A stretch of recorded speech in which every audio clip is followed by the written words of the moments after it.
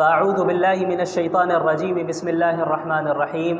لقد كان لكم في رسول الله أسوة حسنة لمن كان يرجو الله واليوم الآخر وذكر الله كثيرا وقال الله جل وعلا قل يا أيها الناس إني رسول الله إليكم جميعا۔ اس مہینے کا رسول اللہ صلی اللہ علیہ وسلم کی زندگی سے ایک خاص تعلق ہے، اور اللہ کے رسول صلی اللہ علیہ وسلم کی شخصیت ایک ایسی شخصیت ہے جن سے مسلمانوں کی جو محبت ہے اور محبت کا جو جذبہ مسلمانوں کے اندر ہے یہ کوئی چھپا ہوا نہیں ہے، بلکہ شاید ہی کوئی اللہ کے رسول صلی اللہ علیہ وسلم جیسی شخصیت ہو جن سے کسی خاص قوم یا کسی خاص طبقے کا اتنا گہرا تعلق ہو اور اتنی گہری محبت ہو جتنا مسلمانوں کو ہے اللہ کے رسول صلی اللہ علیہ وسلم سے۔ تو آپ صلی اللہ علیہ وسلم سے محبت اور اس محبت کا جذبہ جو ہم رکھتے ہیں وہ ربیع الاول کے ساتھ محدود نہیں ہے، یعنی ایسا نہیں ہے کہ ہم اللہ کے نبی صلی اللہ علیہ وسلم سے محبت صرف ربیع الاول میں کرتے ہیں، بلکہ ہم پوری زندگی ہر مہینے ہر لمحے اللہ کے رسول صلی اللہ علیہ وسلم سے ایک تعلق رکھتے ہیں اور ان سے محبت اور عقیدت رکھتے ہیں۔ اور آپ صلی اللہ علیہ وسلم سے جو ہم محبت بھی کرتے ہیں وہ محض جذبات کی بنیاد پہ نہیں کرتے ہیں، وہ محبت صرف جذباتی محبت نہیں ہے بلکہ وہ محبت عقلی محبت ہے۔ عقلی بنیادوں پر لاجیکلی یہ چیز ہے کہ ہم اللہ کے نبی صلی اللہ علیہ وسلم سے محبت کرتے ہیں، عقل کا تقاضا ہے کہ ہم اللہ کے نبی صلی اللہ علیہ وسلم سے محبت کریں۔ کیونکہ آپ اگر دنیا والوں کو دیکھیں کہ ایک شخص دوسرے سے محبت کیوں کرتا ہے، اس کی کیا وجوہات ہیں، کیا اسباب ہیں، تو بنیادی طور پر 3 ریزنز ہمیں نظر آئیں گی۔ 3 وجوہات ایسی ہیں جن کی بنیاد پر اس دنیا میں کسی دنیا کے دوسرے ہی شخص سے محبت کی جاتی ہے۔ وہ 3 ریزنز کیا ہیں، 3 وجوہات کیا ہیں؟ سب سے پہلی وجہ ہے کہ جس سے محبت کی جا رہی ہے اس سے ہم نے محبت اس کے احسان کی بنیاد پہ کیا، کہ کسی شخص نے کسی دوسرے پر احسان کیا ہوا ہے تو جس پر احسان کیا گیا اسے ایک عقیدت ہو گئی، ایک محبت اس شخص سے جس نے اس کے اوپر احسان کیا ہے۔ دوسری وجہ کیا ہوتی ہے کہ ہم کسی کے اخلاق سے اور اس کے کردار سے متاثر ہو کر اس سے محبت کرنے لگتے ہیں، اس کے کیریکٹر سے متاثر ہو کر ہم محبت کرنے لگتے ہیں، یہ دوسری وجہ ہوئی۔ اور تیسری وجہ کیا ہے کہ ہم سامنے والے کی خوبصورتی کو دیکھ کر اس سے محبت کرنے لگتے ہیں۔ یہ 3 بنیادی وجوہات ہیں کہ اس دنیا میں ان وجوہات میں سے کسی ایک وجہ سے یا زیادہ سے زیادہ 2 وجہ سے، بہت کم ایسے سچویشنز ہیں جہاں پر تینوں وجہ پائی جائے اور اس سے انسان محبت کرتا ہے۔ تو اب ہم ان تینوں چیزوں کو رسول اللہ صلی اللہ علیہ وسلم کی زندگی میں دیکھتے ہیں، اور جب ہم اللہ کے نبی صلی اللہ علیہ وسلم کی زندگی کا مطالعہ کرتے ہیں اور ان کی شخصیت کو دیکھتے ہیں اور جانتے ہیں تو ہمیں معلوم چلتا ہے کہ رسول اللہ صلی اللہ علیہ وسلم کی ذات میں یہ تینوں چیزیں بیک وقت موجود ہیں، ایٹ اے ٹائم یہ تینوں ریزنز موجود ہیں اور بدرجہ اتم موجود ہے۔ مثال کے طور پر سب سے پہلی جو ریزن ہم نے بتائی وہ ہے احسان۔ کوئی کسی پر احسان کرے تو ہمیں اس سے محبت ہوتی ہے۔ اب آپ مجھے یہ بتائیں کہ ہم تو کوئی انسان اگر چھوٹا موٹا احسان بھی کرے تو اس سے متاثر ہو کر اس سے محبت کرنے لگتے ہیں، لیکن اللہ کے رسول صلی اللہ علیہ وسلم سے زیادہ بڑا احسان پوری انسانیت پر کس نے کیا؟ کسی نے نہیں۔ پوری انسانیت تاریکی میں، گمراہی میں مبتلا تھی، جہنم کے دہانے پر کھڑی تھی، لیکن اللہ کے رسول صلی اللہ علیہ وسلم کی بعثت ہوتی ہے اور آپ صلی اللہ علیہ وسلم کے ذریعے سے اللہ تعالیٰ نے پوری انسانیت کو راہ دکھائی۔ اگر اللہ کے رسول صلی اللہ علیہ وسلم نہیں آتے تو کیا ہمیں زندگی گزارنے کا طریقہ معلوم ہوتا؟ نہیں معلوم ہوتا۔ اور خصوصاً آپ جب ان واقعات کا مطالعہ کریں جب اللہ رب العالمین نے محمد الرسول اللہ صلی اللہ علیہ وسلم کو بعض ایسے اختیارات دیے کہ اگر آپ کہیں تو آپ کے دشمنوں کو ابھی ہلاک کر دیا جائے، ختم کر دیا جائے۔ طائف کا واقعہ ہم سب جانتے ہیں کہ کس طریقے سے اللہ کے نبی صلی اللہ علیہ وسلم کو طائف میں لہو لہان کیا گیا، ان کے پیچھے اوباشوں کو لگایا گیا، ان پر پتھراؤ کیے گئے، اور آپ صلی اللہ علیہ وسلم کے جسم سے خون بہتا رہا، یہاں تک کہ اللہ رب العالمین نے فرشتے کو بھیجا۔ صحیح روایت ہے، صحیح حدیث ہے، جس سے معلوم چلتا ہے کہ اللہ نے یہ اختیار دیا محمد الرسول اللہ صلی اللہ علیہ وسلم کو کہ اگر آپ چاہیں تو طائف والوں کو ابھی ختم کر دیا جائے، ابھی ختم کر دیں۔ تو اللہ کے نبی صلی اللہ علیہ وسلم نے فرمایا کہ نہیں، مجھے امید ہے کہ ان کی نسل سے ایسے افراد آئیں گے جو اللہ ماننے والے ہوں، اللہ کو ماننے والے ہوں گے۔ مسلمانوں کا کیا حال ہے؟ مسلمانوں کے متعلق اللہ کے نبی صلی اللہ علیہ وسلم نے پوری امت کے لیے، یعنی قیامت تک جتنے مسلمان آنے والے ہیں، صرف صحابہ نہیں، صحابہ کے لیے بھی، میرے لیے بھی اور آپ کے لیے بھی اپنے راتوں میں دعائیں کیا کرتے تھے۔ حضرت عائشہ رضی اللہ عنہا کا واقعہ معروف ہے کہ ایک مرتبہ اللہ کے نبی صلی اللہ علیہ وسلم نے ان کے لیے دعا فرمائی کہ یا اللہ حضرت عائشہ کے اگلے پچھلے تمام گناہوں کو معاف فرما دے۔ تو اس دعا سے اتنی زیادہ حضرت عائشہ خوش ہوئی کہ ہنستے ہنستے سر بھی جھکا دیا انہوں نے کہ اللہ کے نبی دعا فرما رہے ہیں میرے لیے، اور وہ بھی ایسی دعا کہ اگلے پچھلے تمام گناہوں کو معاف فرما دیں، کتنی بڑی بات ہے۔ تو اللہ کے نبی صلی اللہ علیہ وسلم نے فرمایا کہ عائشہ تمہیں اس دعا سے خوشی ہوئی؟ ظاہر خوشی ہوئی۔ تو اللہ کے نبی صلی اللہ علیہ وسلم نے فرمایا کہ خدا کی قسم یہ وہ دعا ہے جو میں اپنی پوری امت کے لیے ہر وقت مانگتا ہوں، یعنی میرے لیے اور آپ کے لیے بھی اللہ کے نبی صلی اللہ علیہ وسلم یہ دعا مانگا کرتے تھے۔ یہ دعا آپ صلی اللہ علیہ وسلم اللہ رب العالمین سے مانگا کرتے تھے۔ ہم لوگوں پر کتنے احسانات اللہ رب العالمین نے اللہ کے نبی صلی اللہ علیہ وسلم کے ذریعے کروائے۔ اب آپ ایک جو اللہ کے نبی صلی اللہ علیہ وسلم نے کیا فرمایا، ایک صحیح روایت میں ہے کہ ہر نبی کو ایک دعا دی گئی، ایسی دعا جسے اللہ کبھی ریجیکٹ نہیں کرے گا۔ یعنی انبیاء کی دعا تو ایسی قابل قبول ہوتی ہے، لیکن اللہ رب العالمین اس بات کا پابند نہیں ہے کہ وہ نبی کی ہر دعا کو قبول کر لے۔ اللہ کرے گا، اپنے فضل سے کرے گا، اللہ تو کسی کا پابند نہیں ہے، لیکن اللہ رب العالمین نے ہر نبی کو ایک ایسی دعا دی ہے جس کے متعلق اللہ نے خود فرمایا کہ یہ ایک ایسی دعا ہوگی جسے میں ریجیکٹ نہیں کروں گا۔ تو انبیاء نے، پچھلے انبیاء نے ان دعاؤں کا استعمال کیا۔ حضرت نوح علیہ السلام نے بھی اور دیگر انبیاء نے بھی۔ حضرت نوح علیہ السلام 950 سال تک انہوں نے اپنی قوم میں دعوت کا کام کیا، لوگوں کو اسلام کی طرف بلایا، لیکن ماننے والے بہت تھوڑے رہے۔ ہر طرح سے کوشش کی، لیکن نہ ماننے والے جو تھے انہوں نے ہر طرح سے انہیں تکلیف پہنچائی۔ آخر کار اللہ حضرت نوح نے دعا کی کہ اللہ اب انہیں ہلاک کر دیں، اب انہیں ختم کر دیں، اور پھر اللہ رب العالمین نے انہیں ہلاک کیا، کیونکہ ایک ایسی دعا انبیاء کو ملی جو کبھی ریجیکٹ نہیں ہوتی۔ اللہ کے نبی محمد الرسول اللہ صلی اللہ علیہ وسلم نے کیا فرمایا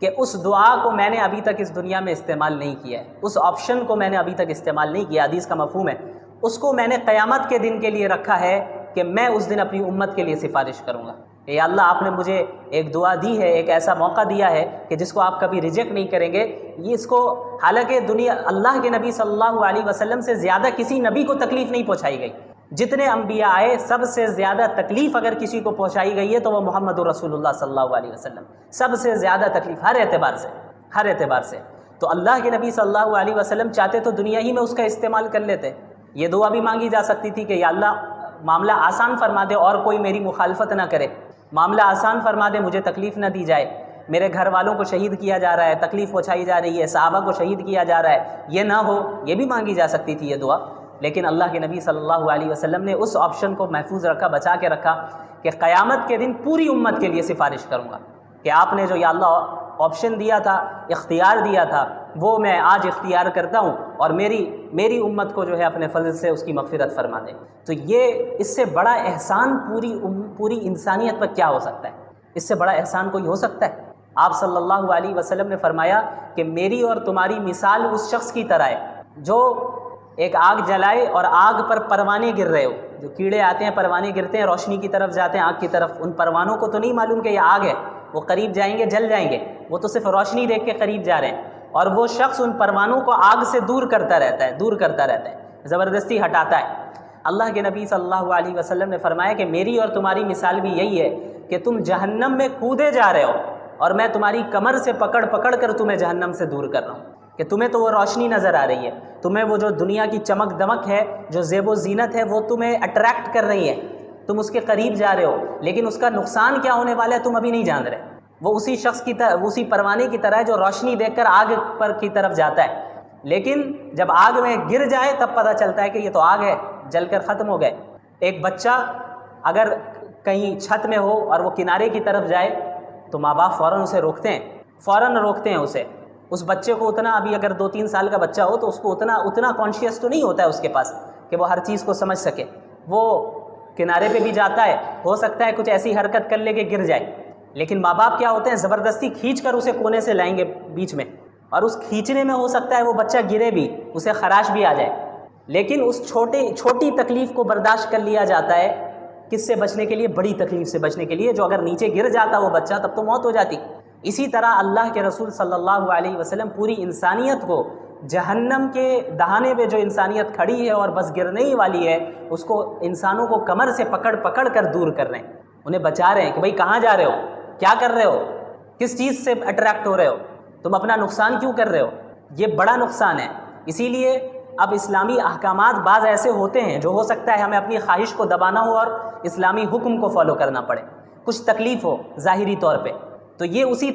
اس تکلیف کی وہی حیثیت ہے جو ماں باپ جب اس بچے کو کھینچ رہے ہیں تو کھینچتے وقت جو ہاتھ میں خراش آ جائے۔ تو اب آپ بتائیں، ہاتھ میں خراش آ گئی، تکلیف لگی، تو کیا ماں باپ ظالم ہو گئے؟ ظالم تو نہیں ہوئے، بلکہ محسن ہوئے۔ کیوں؟ کیونکہ آگے جو بڑی تکلیف تھی اس کے مقابلے میں یہ خراش آنا کوئی بڑی بات نہیں ہے، معمولی بات ہے۔ اسی طرح جہنم کی آگ میں جلنا اور اس میں جانا یہ اتنی بڑی تکلیف ہے اور اتنی بڑی مصیبت ہے کہ اگر اس سے بچنے کے لیے دنیا میں چند تکلیفوں کو برداشت کرنا پڑ رہا ہے تو اس کی کوئی حیثیت نہیں ہے اس تکلیف کے سامنے۔ تو اللہ کے نبی صلی اللہ علیہ وسلم نے پوری زندگی انسانیت کو جہنم کی آگ سے بچانے میں صرف کیا، اور اس طرح آپ صلی اللہ علیہ وسلم مصروف رہے اور اتنے متفکر رہتے کہ قرآنی آیتیں نازل ہوئی کہ لعلک باخع نفسک علی آثارہم ان لم یؤمنوا بہذا الحدیث اسفا۔ آپ اتنے متفکر ہیں، اتنے پریشان ہیں کہ کیا اگر یہ ایمان نہیں لائیں گے تو آپ اپنے آپ کو فکر میں ہلاک کر دیں گے؟ یعنی آپ اتنے زیادہ فکر میں مبتلا رہتے، اتنے متفکر رہتے کہ کیسے لوگ اسلام قبول کریں، کیونکہ حق تو یہی ہے، اس کے بغیر اگر موت آ گئی تو پھر جہنم ہے، کوئی اور آپشن نہیں ہے ان کے پاس۔ تو اللہ کے نبی صلی اللہ علیہ وسلم اس فکر میں گھلتے رہتے کہ کس طریقے سے میں پیغام پہنچا دوں، کس طریقے سے لوگ اسلام میں داخل ہوں، اور اتنے زیادہ متفکر ہوئے کہ اللہ کو یہ آیت اللہ نے نازل فرمائی کہ آپ کیا اپنے آپ کو فکر میں مبتلا کر کر کے ہلاک کر دیں گے؟ آپ نے تبلیغ کر دی، آپ نے بات پہنچا دی، بس آپ متفکر نہ ہو، ایمان لانا نہیں لانا ان کا کام ہے، ان کے اعمال اور عقائد کی بنیاد پہ ان کے ساتھ فیصلہ کیا جائے گا۔ تو ایک ایسے نبی جنہوں نے پوری انسانیت کی اپنے سے زیادہ اور اپنے گھر والوں سے زیادہ فکر کی، کیا اس سے بڑا احسان کوئی ہو سکتا ہے؟ تو اگر دنیا میں ہم کسی سے احسان کی بنیاد پر محبت کرتے ہیں تو رسول اللہ صلی اللہ علیہ وسلم کی ذات اس بات کی زیادہ مستحق ہے کہ ہم احسان کی بنیاد پہ ان سے محبت کریں۔ یہ ایک پہلی وجہ ہے۔ دوسری وجہ، کسی کے اخلاق سے متاثر ہو کر، کسی کے کیریکٹر سے متاثر ہو کر ہم اس سے محبت کرتے ہیں۔ اب آئیے اس چیز کو بھی اللہ کے نبی صلی اللہ علیہ وسلم کی زندگی میں دیکھ لیں۔ آپ صلی اللہ علیہ وسلم کے متعلق صحابہ نے کیا فرمایا کہ آپ صلی اللہ علیہ وسلم لوگوں میں سب سے بہترین اخلاق والے تھے، ان سے زیادہ بہتر اخلاق والا کوئی نہیں تھا۔ حضرت انس رضی اللہ عنہ تقریباً 9-10 سال تک جو ہے انہوں نے آپ صلی اللہ علیہ وسلم کی خدمت میں وہ رہے، آپ کی خدمت کی۔ وہ فرماتے ہیں کہ اس پوری مدت میں کبھی ایسا نہیں ہوا کہ آپ صلی اللہ علیہ وسلم نے مجھ سے اف تک کہا ہو۔ ہمارے یہاں کوئی کام کر رہا ہو، کوئی ہمارے گھر کا خادم ہو، تو ہمارا کیا سلوک رہتا ہے؟ اگر اس سے غلطی سے کوئی چیز گھر میں ٹوٹ جائے تو ہم تو قیامت کھڑی کر دیتے ہیں، سیلری کاٹ دیتے ہیں اور یہ کر لیتے ہیں، وہ کر لیتے ہیں، مختلف طریقے اختیار کرتے ہیں۔ آپ صلی اللہ علیہ وسلم کے متعلق حضرت انس فرما رہے ہیں کہ کسی چیز میں ڈانٹنا تو دور کی بات، اف تک نہیں کہا، اور یہ بھی نہیں کہا کہ فلاں کام میں نے کرنے کو کہا تھا تم نے کیوں نہیں کیا، یا فلاں کام تم نے کیوں کر دیا، میں نے تو اس سے منع کیا تھا، یہ بھی نہیں کہا۔ اس طرح آپ صلی اللہ علیہ وسلم کے اخلاق تھے۔ یہی اخلاق گھر والوں کے ساتھ بھی، ایسا نہیں کہ صرف باہر۔ عموماً ہمارے ساتھ کیا ہوتا ہے کہ ہم باہر کے لوگوں کے ساتھ اچھے سے سلوک کرتے ہیں، گھر میں جو ہے ہمارے معاملات اچھے نہیں رہتے۔ اللہ کے نبی صلی اللہ علیہ وسلم نے کیا فرمایا؟ خیرکم خیرکم لأہلہ